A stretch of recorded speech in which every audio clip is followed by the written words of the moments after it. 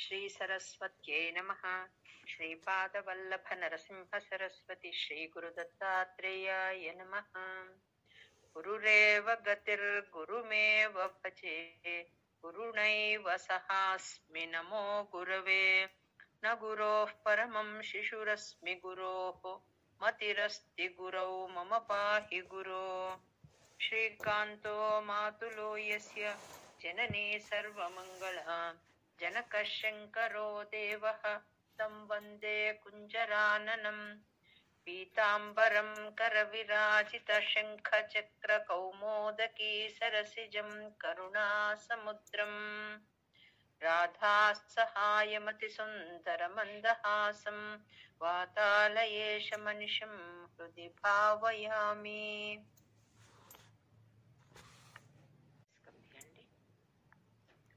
स्थितः स कमलोद्भवस्तव हि नाभिपङ्केरुहे, कुतस्विदिदमम्बुधा उदितमित्यनालोकयन्। तदीक्षणकुतूहलात् प्रतिदिशं विवृत्ताननः, చతుర్వదనతామగాద్ వికసదష్టదృష్ట్యంబుజాం. సముద్రంలో ఆ కమలం మాత్రమే ఉంది. దానికి ఆధారంగా ఎవరున్నారని తెలియలేదన్నమాట బ్రహ్మదేవుడికి. ఎక్కడి నుంచి వచ్చినా నేను, ఎక్కడి నుంచి ఈ కమలం వచ్చింది, నేను ఎలా వచ్చాను అని దాని గురించి ఆలోచిస్తూ ఉన్నాడండి. మహార్ణవ విఘూర్ణితం అంటే పెద్ద సముద్రము, చాలా పెద్ద సముద్రం. మహార్ణవ అంటే గొప్ప సముద్రం, ఎక్కడ చూసినా నీళ్లున్నాయి. ఆ కమలంలో ఈయన ఒక్కడే ఉన్నాడు. ఎక్కడి నుంచి వచ్చినా నేనని వెతుకుతూనే ఆలోచిస్తూనే ఉన్నాడు అని చెప్తున్నారు. మనం ఈ సృష్టికి సంబంధించిందంతా చెప్పుకున్నాం కాబట్టి ఇక్కడ కొంచెం ముందుకు వెళ్తాం.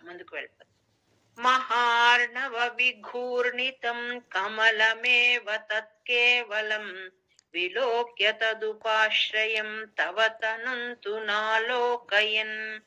క ఏష కమలోదరే మహతి నిస్సహాయో హ్యహం, కుతస్విదిదమంబుజం సమజనీతి చింతామగాత్. ఏదైనా ఆధారం ఉందా అని చూస్తూనే ఉన్నాడండి, అన్ని చోట్ల వెతుకుతూ ఉన్నాడు. ఆయనకు మనం ఆల్రెడీ చెప్పుకున్నాం, దాని లోపలికి వెళ్ళి చూసొచ్చాడు. అక్కడ సౌండ్ పుట్టింది, మరీ పైకి వచ్చి తపస్సు చేసినారు. ఆ తర్వాత పరమాత్మ దర్శనం జరిగింది అని అదే ఇక్కడ చెప్తున్నారండి. ఆ పద్మం యొక్క ఆధారాన్ని తెలుసుకోవడానికి దాని లోపలికి వెళ్ళాడు, అక్కడంతా చూశాడు, కానీ ఏమీ అతనికి కనిపించలేదు. అముష్యహి సరోరుహ అంటే ఈ పద్మానికి బేస్ ఎక్కడుంది, నేను ఎక్కడి నుంచి వచ్చినాను, ఈ పద్మంలో నేనున్నాను, ఎక్కడి నుంచి వచ్చింది ఈ పద్మం అని వెతుకుతూ ఉన్నాడు. ఆయనకి ఏమీ తెలియలేదు అని చెప్తున్నాడు. అముష్యహి సరోరుహ కిమపి కారణం సంభవేత్ ఇతి స్మ కృత నిశ్చయః సఖలు నాళరంధ్రాధ్వనా. స్వయోగ బల విద్యయా సమవరూఢవాన్ ప్రౌఢధీః, వదీయమతి మోహనం నతు కలేవరం దృష్టవాన్. ఒత్తు కలు అంటే కదా అని, అవును కదా అంటారే, అట్లా అన్నమాట. తర్వాత స్వయోగ బల విద్యయ అంటే ఆయన తన తపస్సు వల్ల పొందిన ఆత్మజ్ఞాన విద్యతో సూక్ష్మ శరీరాన్ని పొంది ఆ నాళంలో వెళ్ళి వెతికాడు. నా దృష్టవాన్ ఆ లోకోత్తర సౌందర్యమూర్తి అయిన ఆ పరమాత్ముని చూడలేకపోయినాడు. నా దృష్టవాన్ చూడలేకపోయినాడు అని చెప్తున్నారు. మార్గ గోమార్గ అని ఉందండి ఇక్కడ. అంటే ఆ కమలానికి ఎన్నో నాళాలు ఉన్నాయండి. నాళాలు అంటే తూడు ఉంటుంది కదా, అంటే మనం ఇట్లా పెట్టే కాడ, అలాంటిది అన్ని రంధ్రాల ద్వారా వెళ్ళి చూశాడట. ఎక్కడ తను ఎలా వచ్చాడు, తనను సృష్టించిన వారు ఎవరు, వారి గురించి తెలుసుకోవాలని చూసి కూడా ఆయనకి ఏమీ తెలియలేదంట. 100 దివ్య సంవత్సరాలు ఆ రకంగా ప్రయాస పడినాడు, కానీ అన్ని రంధ్రాలలోకి సూక్ష్మ శరీరంతో వెళ్తున్నాడు, వెతుకుతున్నాడు, ఆయనకి ఏమీ కనిపించలేదట. ఆఖరణ ఏం నిశ్చయం చేసుకున్నాడు, ఈశ్వరానుగ్రహం వల్ల నేను ఈ తెలుసుకుంటాను ఈ విషయం, కానీ ఇలా వెతికితే తెలుసుకోను అని అతనికి అర్థమైపోయి ఏకాగ్రంగా దానిపైన కూర్చొని ఆ కమల దుద్దు పైన కూర్చొని ఆ పరమాత్మ గురించి తపస్సు చేయడం మొదలు పెట్టినాడటండి. వివర మార్గ గోమార్గయన్ అంటే అన్ని రకాల నాళాలు ఎన్నున్నాయో అన్నిటి ద్వారా వెళ్ళాడు, ఎక్కడా కనిపించలేదు. ఆఖరణ తపస్సు చేయడానికి కూర్చున్నాడు. తను ఎవరు, ఎందుకు వచ్చినాడు, తనకి ఏ పని నిర్దేశించబడింది అని తెలుసుకోవడానికి తపస్సు కోసం కూర్చున్నాడు అని చెప్తారు. తతఃసకల నాలికా వివర మార్గ గోమార్గయన్ ప్రయస్య శతవత్సరం కిమపి నైవ సందృష్టవాన్ నివృత్య కమలోదరే సుఖ నిషణ్ణ ఏకాగ్రధీః సమాధి బలమాదధే భవదనుగ్రహైకాగ్రహీ.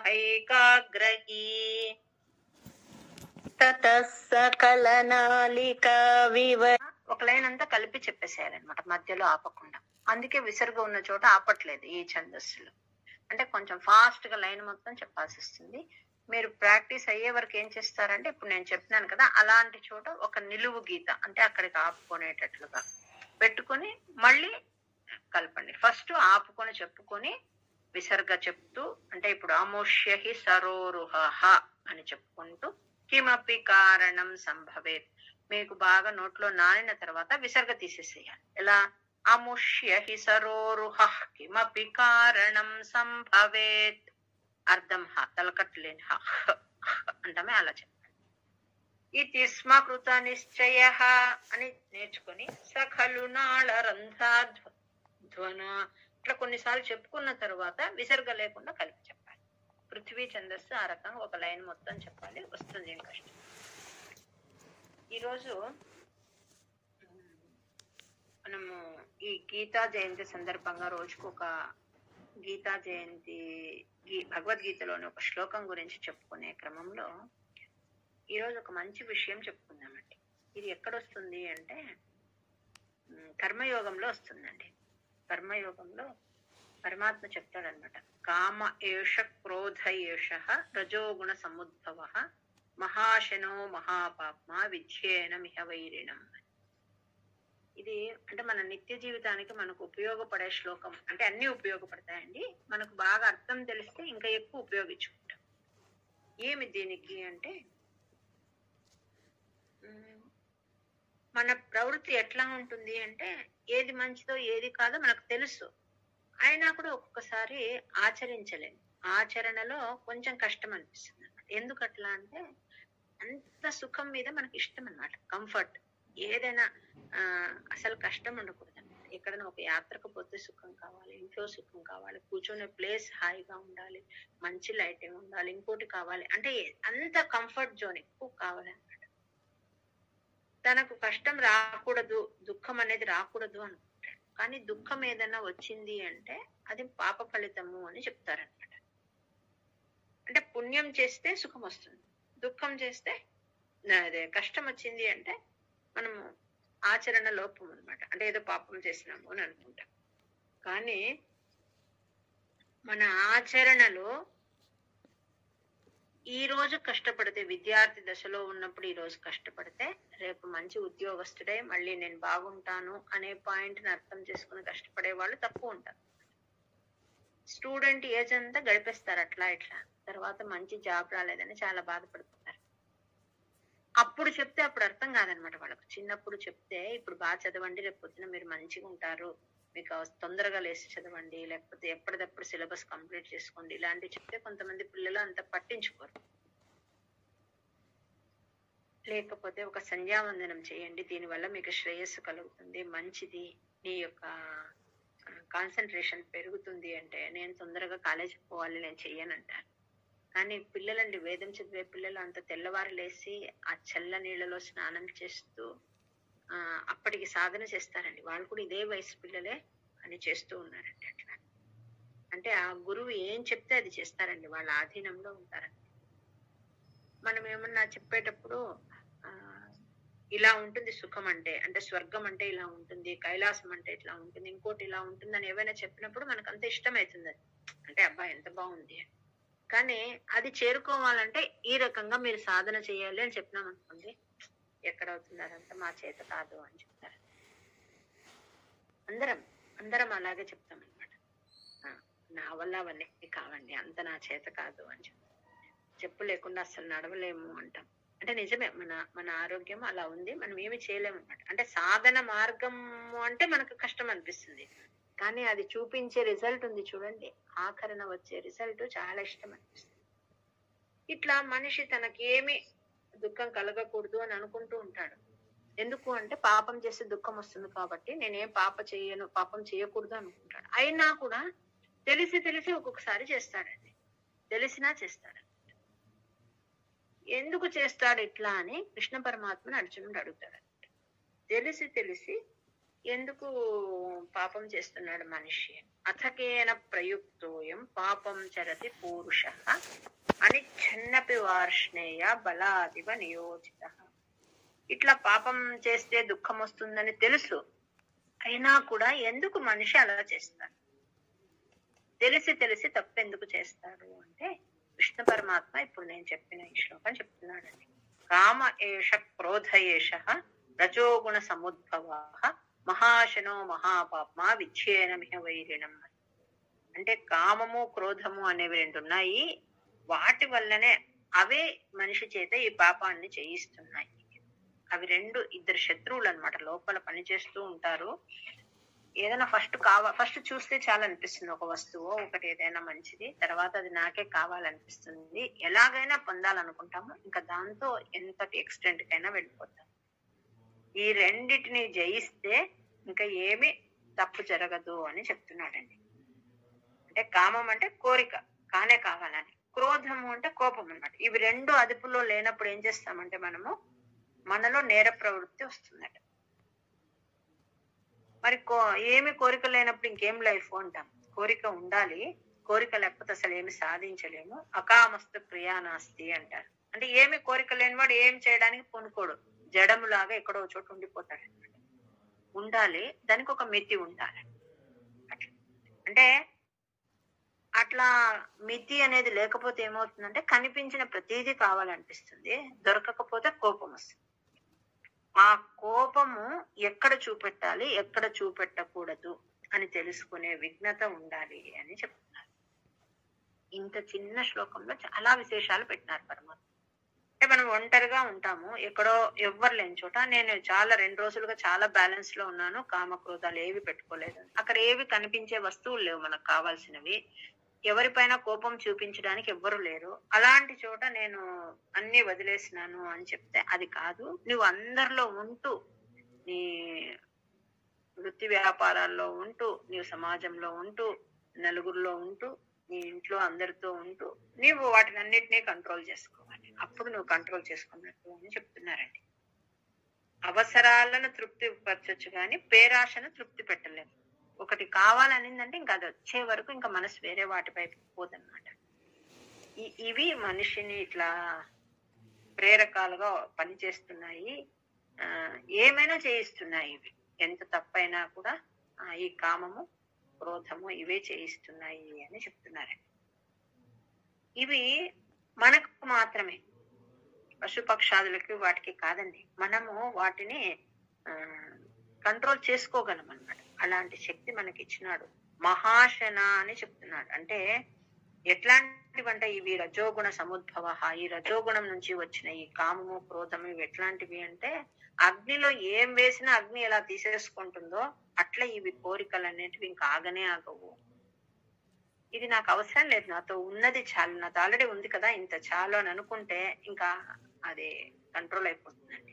అంతు లేకుండా ఒకదాని వెంట ఒకటి కావాలనుకోవడము, అది దొరకలేదంటే మళ్ళీ బాధపడ్డం అనమాట. ఇలాంటివి చేస్తూ ఉంటే నీవు తిరిగి వాటిల్లోనే ఉంటావు అని చెప్తున్నారు అనమాట. విద్యేన మిహ వైరిణం, నీ శత్రువులు ఏవి అంటే ఇవే, వీటిని గుర్తుపెట్టుకో అని చెప్తున్నారు. దీనికి ఒక ఉదాహరణ, అంటే మనం ఎట్లా గుర్తుపెట్టుకోవాలి ఇవి అంటే ఒక ఉదాహరణ చెప్తారండి. మహాభారతంలోని కథ అనమాట అది. గురుకులంలో అందరూ వెళ్ళి అక్కడ చదువుకునే అట్లాంటి పీరియడ్ లో ఒకసారి ద్రోణాచార్యులు వారు ఏం చేసినారంటే తను బయటకు వెళ్లాల్సి వచ్చి 1 వారం రోజులు వీళ్ళకు కొంత పని అంటే హోంవర్క్ కొంత అప్పచెప్పి పోయినారనమాట. ఇదంతా నేను వచ్చేలోగా చెయ్యాలి మీరు. వాళ్ళందరూ వాళ్ళకి సంబంధించినంత చేసుకున్నారండి. ఆయన తిరిగి వచ్చినారు. వచ్చి ఒక్కొక్కరిని అడుగుతూ ఉన్నారు. నేను లేనప్పుడు ఎంత చేసావు నువ్వు? ఈ వారంలో ఎంత పని చేసుకున్నావు? ఏమేమి చేసావు? వాళ్ళంతా నేను ఇన్ని పాఠాలు చదువుకున్నాను, అన్ని పాఠాలు చదువుకున్నాను, 4 చదివినా, 3 చదివినా, 5 చదివినానని పిల్లలంతా వాళ్ళు ఎంత హోంవర్క్ కంప్లీట్ చేయగలిగారో అదంతా చెప్తూ ఉన్నారనమాట. గురువు గారు అదంతా నోట్ చేసుకుంటూ ఉన్నారు. ఓ వీడు వృధా చేయలేదు టైం, వీడు బాగానే చదువుకున్నాడు, వీడు బాగా చదువుకున్నాడు, అలా నోట్ చేసుకుంటూ ఉన్నారు. అట్లా అయిపోతున్నాయి. ఆఖరిన మన ధర్మరాజు వంతు వచ్చిందటండి. ఆ ధర్మరాజు అందరికీ ప్రియమైన వాడనమాట. ఆ ధర్మరాజుని అడుగుతున్నారు, నువ్వేం చేసినావు ఈ వారం రోజుల్లో? ఏమేమి చదువుకున్నావు నేను లేనప్పుడు? నేను చెప్పిన దానికన్నా ఎక్కువే చదువుకుంటాను నువ్వు, ఎందుకంటే నువ్వు మంచి స్టూడెంట్ అని అప్రిషియేట్ చేస్తే అతను చెప్తున్నాడట, నేను ఒక్క వాక్యమే చదువుకున్నాను గురువు గారు, అదొక్కటే అర్థం చేసుకున్నాను, ఇంకా ఎక్కువ నేర్చుకోలేకపోయినానని చిన్న గొంతుతో సంకోచపడుతూ చెప్తూ ఉన్నాడట. ద్రోణాచార్యుడు ఆశ్చర్యపోయినాడట. తన చెవులను తను నమ్మలేకపోయినాడంటే, ఒక్క వాక్యం ఎట్లా? ఇన్ని రోజుల్లో నువ్వు అంత ఇదొక్క వాక్యమేనా నేర్చుకోండి? ఏ వాక్యమో అనేం అడగలేదండి.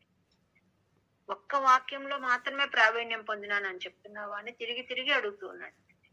ఈయనేమో అవును అవును గురువు గారు, నేను ఇంత మాత్రమే నేర్చుకున్నాను, ఇంకేమీ నేర్చుకోలేకపోయినాను, దీని పట్ల మాత్రమే నాకు గురి దొరికింది, ఇంకేమీ చేయలేకపోయినాను. రాను రాను పదే పదే గురువు అడగడము, యుధిష్ఠిరుడు అదే చెప్పడంతో కోపం వస్తుంది అనమాట గురువుకు. అంటే నేను ఇంత నమ్మకం పెట్టుకున్న స్టూడెంట్ ఏమీ చదువుకోలేకపోయినాడు కదా అని చెప్పి ఈ పిల్లలంతా గాబరా పడుతున్నారు అనమాట. సారీ చెప్పేస్తే అయిపోయే కదా, ఎందుకు పనిష్మెంట్ తీసుకుంటాడు ధర్మరాజు అని చెప్పి. కానీ వినలేదనమాట. దాంతో కోపం వచ్చి నీకు సిగ్గుందా లేదా? అందరు నీకంటే చిన్నవాళ్ళు, ఫస్ట్ అందరికన్నా పెద్దవాడు యుధిష్ఠిరుడు అనమాట. అందరూ వాళ్ళ హోంవర్క్ కంప్లీట్ చేసినప్పుడు నువ్వు మధ్యలో ఆగిపోయి నువ్వు ఒక్క వాక్యమే చేస్తావా అని చాలా కోపోద్రిక్తులే అరుస్తూ ఉన్నారు. గురువు గారు ఒక్కొక్క మాట అరిచినప్పుడంతా ఈయన ప్రశాంతంగా, నన్ను క్షమించండి గురుదేవా, నేను ఇంత మాత్రమే చేయగలిగినాను, నేను ఇంత మాత్రమే పూర్తి చేసినాను, నాకు ఇంతకన్నా చేత కాలేదు, ఇదొక్కటే నేను పూర్తి చేయగలిగినానని చెప్తూనే ఉన్నాడండి. ఈయనేమో కోపంతో చాలా అరుస్తూనే ఉన్నారు. లాస్ట్ కి ఇంత అరుస్తూ ఉన్నా ధర్మరాజు ముఖంలో ఏమి చేంజ్ లేకపోయేటప్పటికి ఆ ముఖ కవళికల్లో ఆయనకు డౌట్ వచ్చింది. ఏదో సంథింగ్ మిస్సింగ్ అని అనిపించి, ఏమని నువ్వు నేర్చుకున్నదే అని చెప్తున్నాడు అనమాట. అడిగితే అప్పుడు యుధిష్ఠిరుడు చెప్తాడు, నేను వెళ్ళి తన ఇది తీసుకొని వస్తాడండి, అంటే తన పుస్తకం తీసుకొచ్చి చూపిస్తాడనమాట. నేను ఇదొక్కటే నేర్చుకొని ఆచరించినాను గురువు గారు, తన పుస్తకాన్ని తీసుకొచ్చి చూపిస్తాడు. ఏముంది అందులో అంటే, నీ కోపాన్ని అదుపులో పెట్టుకో అని రాసిన మాట చూపిస్తున్నారట. ఇదొక్కటి నాకు వారం రోజులు పట్టింది గురుదేవా, ఇంతకన్నా నేను ఇంకేమి చేయలేకపోయినాను, నన్ను మన్నించండి అని చూపిస్తాడట. అది చూసిన వెంటనే నీ కోపాన్ని అదుపులో పెట్టుకో అనే మాటను చూపించినాడు, పుస్తకంలో ఉన్న మాటని. అది చూస్తూనే గురువుకు చాలా బాధ అయిందంట. ఎంత వివేకవంతుడు నా శిష్యుడు, నేను వాడు ఏం నేర్చుకున్నాడని కూడా అడగకుండానే నేను అతన్ని అవమానపరిచినాను, దెబ్బలాడినాను కదా అని అతన్ని కౌగలించుకొని, ఈ రోజు నువ్వు నాకు పాఠాలు ఎలా, అంటే జీవిత పాఠాలు ఎలా చదవాలో నువ్వు నేర్పించినావు, అందరు నీ పైన నీలాగా ఉంటే ఈ భూమి అంతా కూడా ఒక స్వర్గంగా ఉంటుంది అని చెప్తారు. అంటే ఒక లక్ష్యాన్ని పెట్టుకుని దానిపైనే మనసుంటే మనం దాన్ని ఏ రకంగా సాధించవచ్చు అని. ఇప్పుడు కామయేష క్రోధయేష అంత అరిచేటప్పుడు ఇంకా కొంచెం ఈయన కూడా అట్లా ఫ్లేరప్ కావచ్చు, కానీ ఆయన ఏం కాలేదు, యువరాజు కదండి, అయినా కూడా కాలేదనమాట. నేను ఇదొక్కటే నేర్చుకున్నాను గురుదేవ, నన్ను మన్నించండి, నాకు ఇంతే వచ్చు అని చెప్తున్నారండి. అట్లా అంటే కామ ఏష క్రోధయేష రజోగుణ సముద్భవ మహాశనో మహాపాప్మ విధ్యేన మిహవైరిణం. ఇవే మనకు కారణాలు. మన కోపం ఎందుకు వస్తుంది? మన మాట జరగలేదని వస్తుంది, మనకు కావలసిన వస్తువు దొరకలేదని వస్తుంది. ఇప్పుడు మనం అంతా పెద్దవాళ్ళం కాబట్టి మన మాట వినలేదనే మాటకే ఎక్కువ కోపం వస్తుంది. ఒక్కసారి ధర్మరాజును గుర్తుపెట్టుకొని మనం ఆ కోపాన్ని ఆ రకంగా కంట్రోల్లో చేసుకోవాలి. నెక్స్ట్ 100 ఏళ్ళు ఆ పద్మ సంభవుడు అంటారండి. ఆయన పద్మ సంభవ అంటే అక్కడ నుంచి ఉద్భవించినాడు. ఆయన దృఢ సమాధి బంధోల్లసం, ఆయన చిత్త ఏకాగ్రతతో అలా తపస్సు చేసినాడండి. చేయంగా ఏమైంది, ఇంతకు మునుపు ఎంత ప్రయాసపడినా చూడలేని, అంటే మహాత్ములు ఎంతో ప్రయాసపడినా చూడలేని అద్భుతమైన ఆశ్చర్యకరమైన ఆ పరమాత్ముని రూపాన్ని ఈయన దర్శించినాడు. అద్భుతం, ఆశ్చర్యకరం. పరితుష్టధీహి భుజగ భోగ భాగాశ్రయం, అనంతుడనే పేరు కలిగిన ఆదిశేషుడి యొక్క ఆయన పైన ఇలా పవళించిన రూపాన్ని ఈయన పరితుష్టధీహి, చాలా సంతోషంతో పరవశంతో ఆ స్వరూపాన్ని దర్శించినాడు. ఎప్పుడు దర్శనం కలిగింది? తపస్సు చేసినాక కలిగి. తపస్సు అంటే అంతర్ముఖుడు అయిన తర్వాతనే కనిపించింది. అంతకు మునుపు ఎంతసేపు వెతికినా ఆయనకు కనిపించలేదు. ఆయన ఎప్పుడైతే తపస్సమాధిలో మనసుని కేంద్రీకృతం చేసినాడో అప్పుడు జ్ఞానోదయం అయింది. అద్భుతమైన ఆదిశేషుని పడగలను ఆధారంగా చేసుకుని ఉండే ఆ దివ్య రూపాన్ని ఆ అంతర్జ్ఞానంతో చూసి చాలా సంతోషపడ్డాడు. శతేన పరివత్సరైర్ దృఢ సమాధి బంధోల్లసత్ ప్రబోధ విశదీకృత సఖలు పద్మినీ సంభవ అదృష్టచరమద్భుతం తవ హి రూపమంతర్దృశా వ్యచష్ట పరితుష్టధీర్ భుజగ భోగ భాగాశ్రయం. ఖలు అంటే ఇంతకుముందు ఏం చెప్పుకున్నాం, కదా అని, అంటే అవునా అంటమే కదా అని. అట్లా వ్యచష్ట ఖలు అంటే చూశాడు అని. నెక్స్ట్ కీర్తి దృష్టితో చూసినాడు అని చెప్పుకున్నాం కదా. ఎలా ఉందట ఆ రూపము అనేది ఇక్కడ వర్ణిస్తూ ఉన్నారండి. ఆ కిరీటం ఉందట, అంత శోభాయమానంగా ఉందట. కంకణాలు వేసుకున్నాడట, వక్షస్థలంలో ముత్యాల హారాలట, భుజకీర్తులు, బాహువుల యందు భుజకీర్తులు ఉన్నాయి, నడుముకు కటి ఆభరణం ఉందట.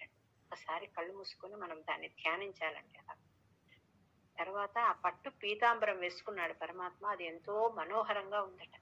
ఆ కంఠహారంలో ఉండే కౌస్తుభ మణి దగదగదగమంటూ ఉందటండి.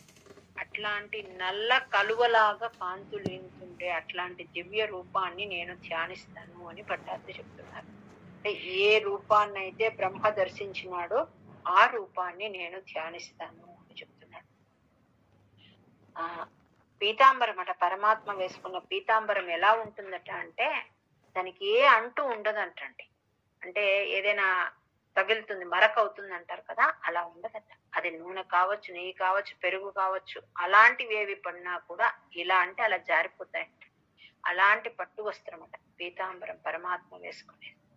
పీతాంబరధారి అని ఆయన అలా స్మరిస్తే మనం చేసిన పాపం వెళ్ళిపోతుంది అని చెప్తారండి. అంటే గుణము తెలుసుకొని స్మరించారు. ఊరికే స్మరిస్తే దానికి కొంచెం ఫలం ఉంటుంది. కానీ మనం ఆయన గుణము గురించి తెలుసుకుని ఆ భావనతో ధ్యానిస్తే మనం చేసిన పాపం వెళ్ళిపోతుంది. ఏ అంటూ అంటదటండి ఆయన వేసుకున్న వస్త్రానికి. అలాంటిది పీతాంబరం ఆయన వేసుకున్నది. ఆయన్ని ధ్యానించాల్సిన మాట పీతాంబరధారి అని ధ్యానించాలండి. కిరీట మకుటోల్లసత్ కటకహార కేయూరయో మణిస్ఫురిత మేఖలం సుపరివీత పీతాంబరం కలాయ కుసుమ ప్రభం గలతలోల్లసత్ కౌస్తుభం వపుస్తదయి భావయే కమల జన్మనే దర్శితం. హరే పరమాత్మనే ప్రణత క్లేశనాశాయ గోవిందాయ నమో నమః. తత్ఫలం సర్వం శ్రీ సద్గురు చరణారవిందార్పణమస్తు. జయ గురు. శృతి ప్రకర దర్శిత ప్రచుర వైభవ శ్రీపతే హరే జయ జయ ప్రభో పదముపైషి దిష్ట్యాదృశో కురుష్వధియమాశు మే భువన నిర్మితౌ కర్మఠాం ఇతి ద్రుహిణ వర్ణిత స్వగుణ బృంహి మా పాహి మాం. ఇక్కడ చెప్తూ ఉన్నారండి. అంటే దర్శనం అయింది కదా బ్రహ్మదేవుడికి, ఎలా ఉంది ఆ రూపం అని నిన్నటి రోజు చెప్పుకున్నాం. ఇంకా ఆయన అదే ఆ కంటిన్యూషన్ లోనే చెప్తున్నారు. నీ వైభవం అంతా, వేదాలు నీ వైభవాన్ని ఎంతో గొప్పగా స్తుతిస్తూ ఉన్నాయి, నీకెప్పుడు జయము కలుగు కాక అని చెప్తున్నారండి. ఆ పరమాత్మకు నీకు జయము కలుగుగాక అని బ్రహ్మదేవుడు చెప్తున్నాడు. నా అదృష్టం వల్ల నువ్వు కనపడినావు అంటే నీ దర్శనం దొరికింది. నా బుద్ధి ఈ విశ్వ సృష్టి కార్యంలో మంచిగా బాగా నిమగ్నం అయ్యేటట్లు నాకు చెయ్యి అని బ్రహ్మదేవుడు స్తుతించినాడు ఆ పరమాత్మ. అట్లాంటి దివ్య వైభవం ఉన్న ఓ శ్రీహరి, నన్ను నా రోగ బాధ నుంచి కాపాడు అని వేడుకుంటుంది. కర్మఠం అంటే సమర్థవంతంగా. అశు కురుష్వ, అశు అంటే వెంటనే, ఆశు అంటే వెంటనే అన్నమాట. తొందరగా నాకు నా పని పట్ల మనస్సు ఉండేటట్లు చేయమని చెప్తున్నారు. ఇతి ప్రకరదర్శిత ప్రచుర వైభవ శ్రీపతే హరే జయ జయ ప్రభో పదముపైషి దిష్ట్యాదృశో కురుష్వ ధియమాశు మే భువన నిర్మితౌ కర్మఠాం ఇతి ద్రుహిణ వర్ణిత స్వగుణ బృంహి మా పాహి మాం.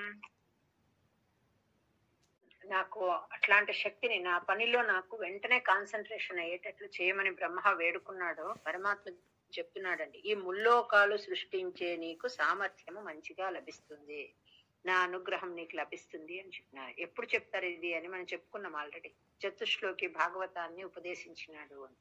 చతుశ్లోకి భాగవతం అని పైన మనం ఒక PDF పెట్టినాం చూడండి.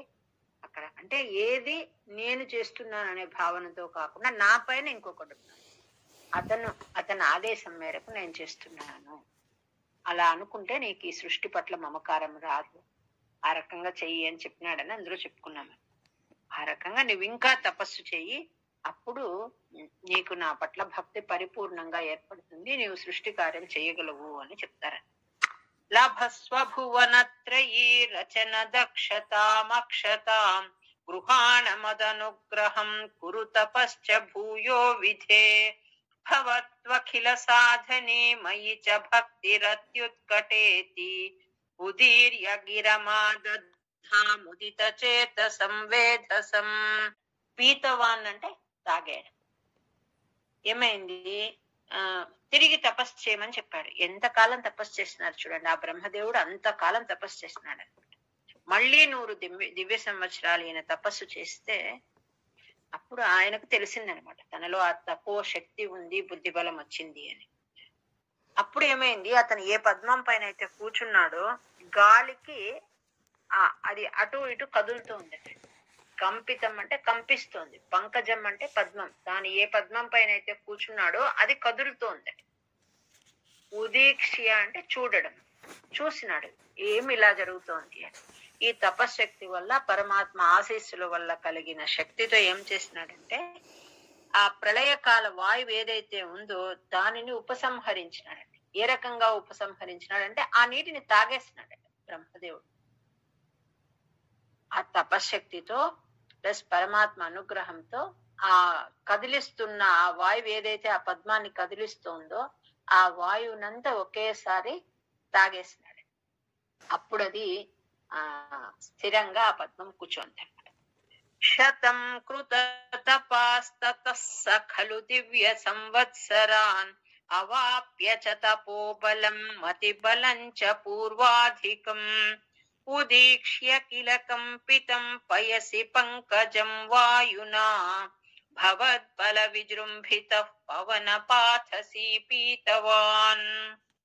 క్షితైహి అంటే ఆర్ద్రత అంటే మన పట్ల కరుణతో, ఈక్షితైహి కటాక్షము వల్ల, గురు దయోక్షితైరేక్షితైహి అంటే గురువుల యొక్క చూపు ఎట్లా ఉంటుంది అంటే దయతో, అంటే మన పట్ల శిష్యుల పట్ల దయతో ఉంటుంది అనమాట.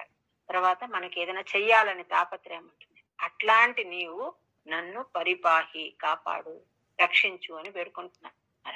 ఇట్లా పరమాత్మ దయతో బ్రహ్మ ఏం చేసినాడంటే తాను ఏ పద్మం పైన ఉన్నాడో ఆ పద్మాన్ని అన్ని భాగాలుగా విడదీసినాడని చెప్పుకున్నాము. వివిధ రకాలుగా సృష్టి అంతా ఎన్నో రకాలు చేసినాడు, 9 రకాల సృష్టి చేసినాడు అని చెప్పుకున్నాం. ఈ తత్వాల గురించి చెప్పుకున్నాం. తర్వాత అజ్ఞానం గురించి చెప్పుకున్నాం. తర్వాత సస్యములు అంటారు, అంటే చెట్లు, అట్లాంటి ఆ సృష్టి చేసినాడు అని చెప్పుకున్నాం. ఔషధులు, దానిలో ఆ సస్యాలలో 6 రకాలు ఉంటాయని చెప్పుకున్నాం. అవన్నీ చేయగలిగినాడు అన్నమాట. తర్వాత ప్రాణుల సృష్టి అని చెప్తారు. ప్రాణులు అంటే 28 రకాల ప్రాణుల సృష్టి చేయగలిగినాడండి. ఆ ప్రాణులు ఎట్లా ఉంటాయి? అవన్నీ సామాన్య సృష్టి, అంటే బుద్ధి ఎక్కువగా పనిచేయదు వాటికి అని చెప్పుకున్నాం. కానీ స్పెషల్ గుణం వాటికి పరమాత్మ ఒకటి ఇచ్చినాడు. ఏమి అంటే అన్ని వాసన చూస్తాయండి. వాసన చూసి గ్రహిస్తాయి అన్నమాట.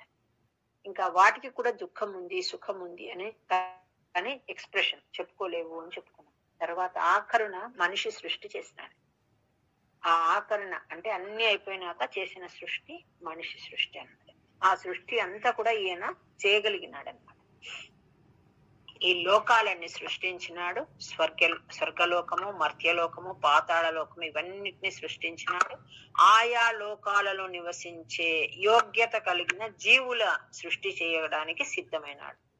ఇట్లా నీవు దయను అంతటి బ్రహ్మదేవుడికి అంత దయ చూపించు, ఇంత కష్టతరమైన సృష్టి కార్యం చేయడానికి ఆయనకు శక్తినిచ్చినావు. నీవు చాలా దయ కలవాడవు. నా పైన దయ ఉంచి నన్ను ఈ రోగం నుంచి దూరం చెయ్యి, రోగ విముక్తిని చెయ్యి అని వేడుకుంటున్నారు. తవైవ కృపయా పునఃసరసిజేన తేనైవ సహా ప్రకల్ప్య భువనత్రయీం ప్రవవృతే ప్రజా నిర్మితౌ తథావిధ కృపాభరో గురుమరుత్పురాధీశ్వర త్వమాశు పరిపాహి మాం గురుదయోక్షితైరీక్షితైః అంటూ దీనికి భగవద్గీతలోని ఒక శ్లోకంతో అనుసంధానం చేసుకుందాం. పరమాత్మ ఎన్ని రకాల సృష్టి చేసినాడు అని చెప్పుకుంటున్నాం. అంటే ఇప్పుడు బ్రహ్మ సృష్టి చేసిన బ్రహ్మలో ఈయన దానిలో తన ఆవేశాన్ని అంటే తన యొక్క శక్తిని, విభూతిని ఆయనలో పెట్టి తనే బ్రహ్మై సృష్టి చేస్తాడంట. తనే పరమశివుడై లయం చేస్తాడండి. ఈ సృష్టి చేసేటప్పుడు ఎట్లా చేసినాడట? సహయజ్ఞా ప్రజా సృష్ట్వా పురోవాచ ప్రజాపతి. తర్వాత పరస్పరం భావయంతః శ్రేయః పరమవాప్స్యత అని చెప్పుకున్నాడు. ఎట్లా చేసినాడంటే అందరు కలిసిమెలిసి ఉండండి అని సృష్టి చేసినాడు. ఏ ఒక్కరికే పెట్టలేదన్నమాట. మొదట ఆహారాన్ని సృష్టించినాడు. అందరికి సృష్టి కన్నా ముందు ఫస్ట్ ఆహారాన్ని సృష్టించినాడు. 7 రకాల ఆహారాన్ని సృష్టించినాడండి. మొదటి ఆహారం వచ్చి మామూలు పంట అన్నమాట. అంటే బియ్యము, గోధుమలు ఇట్లాంటివన్నీ. ఈ పంట, ఈ ఆహారం ఎవరికి అంటే మనుషులకు, మనిషి జాతికి అన్నమాట. అందరూ తినే అట్లాంటి ఆయా ప్రదేశాలలో వాళ్లకు మనం మనుషులు మన నిత్యము తినే అట్లాంటి ఆహారాన్ని ఫస్ట్ సృష్టించినాడు. ఆ తర్వాత మనిషి సృష్టి జరిగింది. రెండవది పాలు, పయహ అంటారు. రెండవ అన్నాన్ని సృష్టించినాడు. ఇది ఎవరికి అంటే దూడలకు, మనిషి యొక్క పసిపిల్లలకు, అంటే మన పిల్లలకు, చిన్న పిల్లలకు, అప్పుడే పుట్టిన పిల్లలకు, దూడలకు, వాటికి ఈ పాలను సృష్టించినాడండి. ఇదంతా కూడా వాటి సృష్టి జరగడానికి ముందే ఎవరికి ఏ ఆహారం ఏ సమయానికి లభ్యం కావాలని ఆయన సృష్టి చేసి పెట్టినాడండి. మనం పెద్దవాళ్ళు చెప్తూ ఉంటారు, ఎక్కడ మనకు రాసి పెట్టుంటే అక్కడ ఆహారం దొరుకుతుందని. అదేనండి ఆయన సృష్టి అన్నమాట.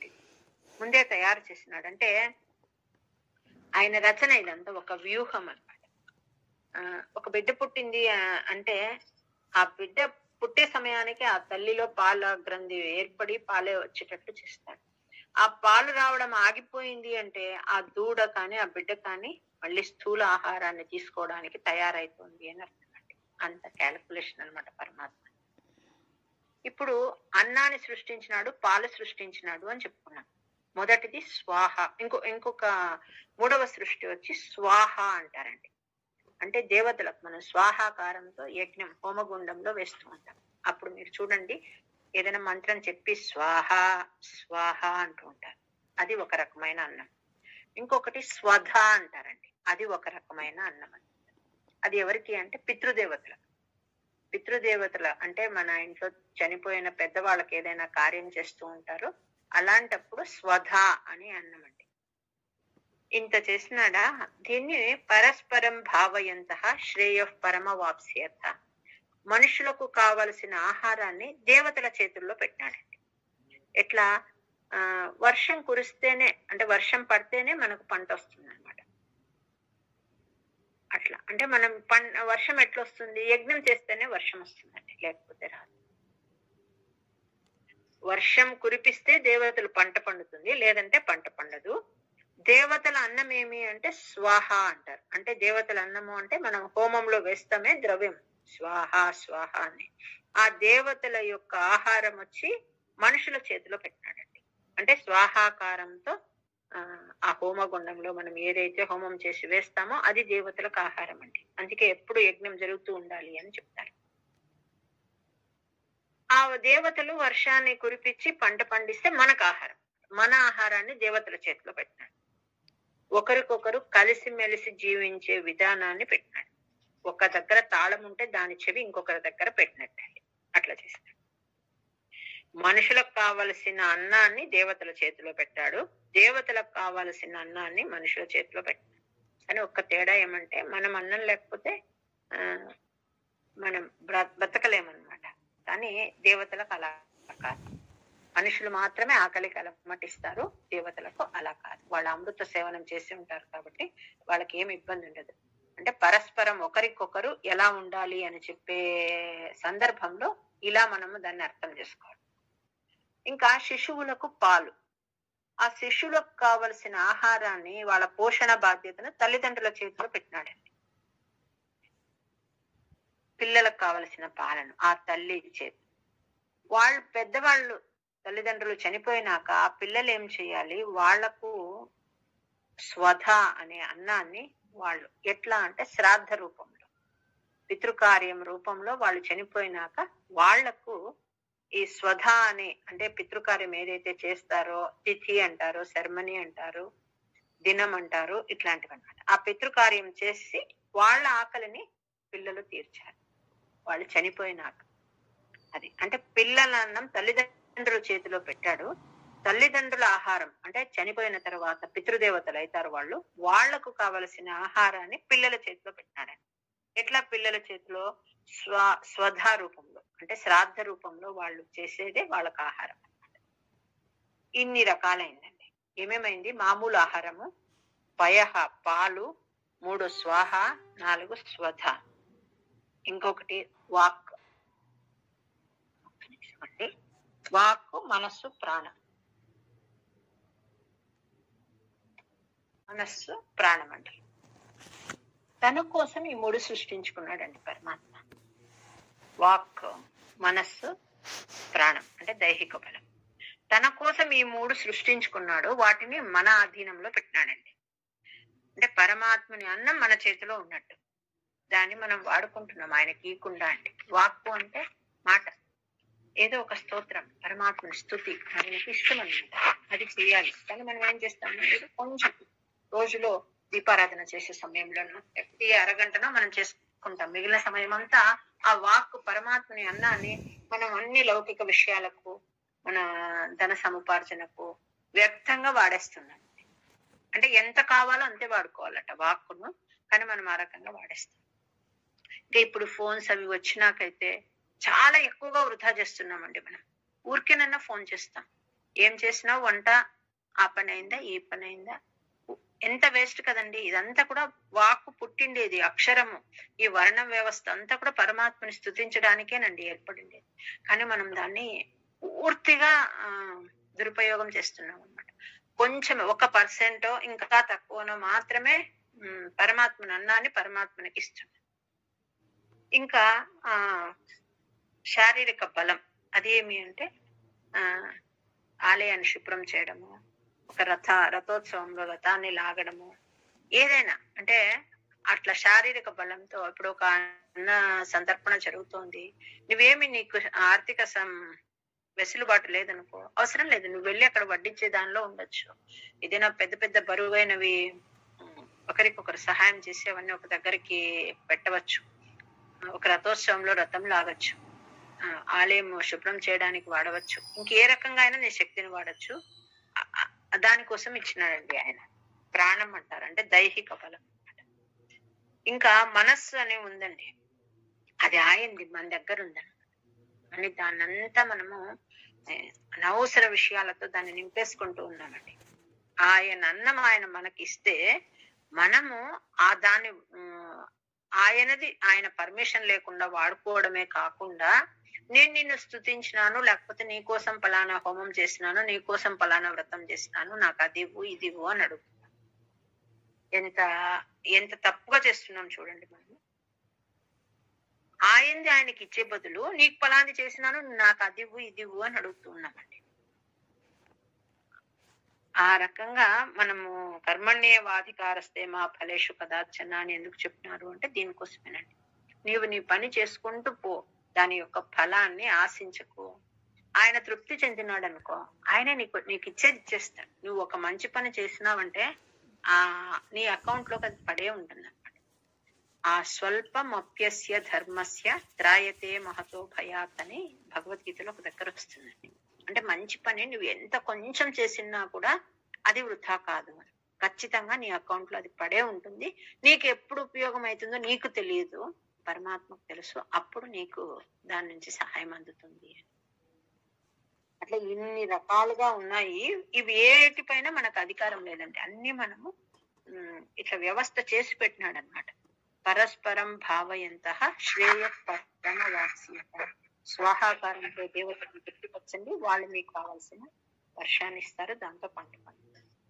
ఇంకా ఏమైనా సేవ చేయొచ్చు అంటే పరమాత్మ ఇచ్చిన నీటితోనే పరమాత్మకు మళ్ళీ అభిషేకం చేస్తామండి. ఒక్కొక్కరు ఒక్కొక్క రకంగా మనకున్న బలాన్ని వాడుకోవచ్చండి సేవకు. ఇంకా నీకు అర్థబలం ఉందనుకో, పరమాత్మకు ఆభరణాలు చేయించి పెట్టు, ఆయన ఇచ్చినదే కదా అది, ఆయనకు చేయించి పెట్టు. ఇట్లా అంటే నువ్వు ఏమిస్తావో తిరిగి నీకు అది ఎన్నో రెట్లే నీకు వస్తుంది అని చెప్తున్నాడు. అది ఈ రోజు మనము ఈ గీతా జయంతి సందర్భంగా ఈ వారంలో దీని గురించి కొంచెం చెప్తున్నామండి. నెక్స్ట్ 10వ దశకం.